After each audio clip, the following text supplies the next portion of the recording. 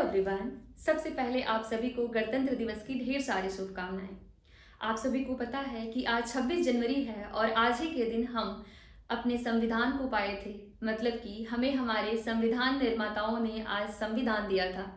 संविधान यानी कि कॉन्स्टिट्यूशन की अगर बात करें तो ये हमें स्वतंत्रता देता है कि हम अपने विचारों को सबके सामने आत्मविश्वास के साथ अभिव्यक्त कर सकें। ये हमें हमारी समानता का अधिकार देता है, जिससे हमें ये पता चले कि यहाँ पे हर एक इंसान समान है। हम बिना किसी जाति धर्म के भेदभाव के एक साथ आगे बढ़ें, इसकी अवसर भी हमें कौन देता है? तो इसका अवसर हमें हमारा संविधान देता है। तो यस, आज के दिन हम अपने सभी उन संविधान निर्माताओं को याद करते हैं, उन महान विभूतियों को नमन करते हैं जिन्होंने हमें हमारा संविधान दिया है। और आज हम एक राष्ट्रीय पर्व के रूप में इस दिवस को सेलिब्रेट करते हैं।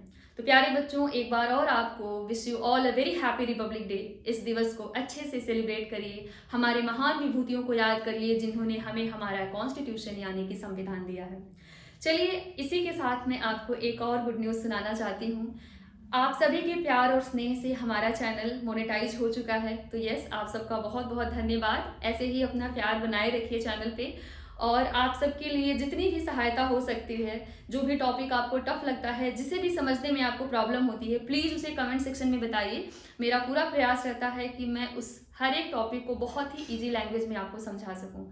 सो यस, कमेंट करते रहिए और अपने जो भी आपको डाउट है उसको पूछते रहिए। मेरा प्रयास है कि मैं उस हर एक डाउट को क्लियर करूं यहाँ से। इसके बाद मैं आपसे ये बताना चाहूँगी कि आज 26 जनवरी हो गया है और आज के कुछ ही दिनों के बाद हमारे बच्चों का बोर्ड एग्जामिनेशन शुरू होने वाला है।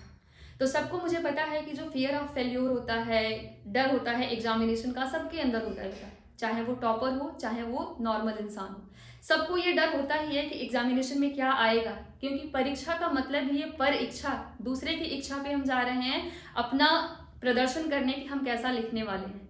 तो सबसे पहले तो मैं आपको ये बोलूँगी कि प्लीज़ ये जो टेंशन है ना आपके मन में, उसको छोड़ दीजिए। अच्छे से पढ़ाई करिए। जितना समय आपको मिल रहा है उस समय में सिर्फ और सिर्फ आप उन्हीं चीज़ों को रिवाइज करिए जिसको आपने अब तक पढ़ लिया है। कहने का मतलब है, आपने अब तक जितना पढ़ना था पढ़ लिया है बेटा। अब सिर्फ और सिर्फ आपको उसी चीज़ों का मल्टीपल रिविजन करना है।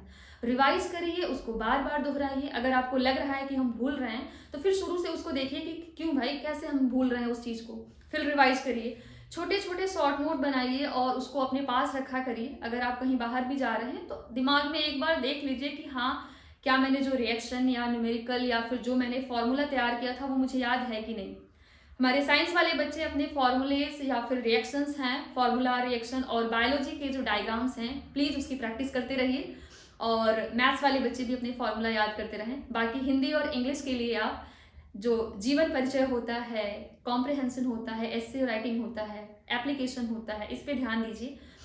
मैं आशा ही नहीं पूरी उम्मीद करती हूँ कि आप सभी के रिजल्ट बहुत अच्छे होंगे। Wish you all the best. Thank you.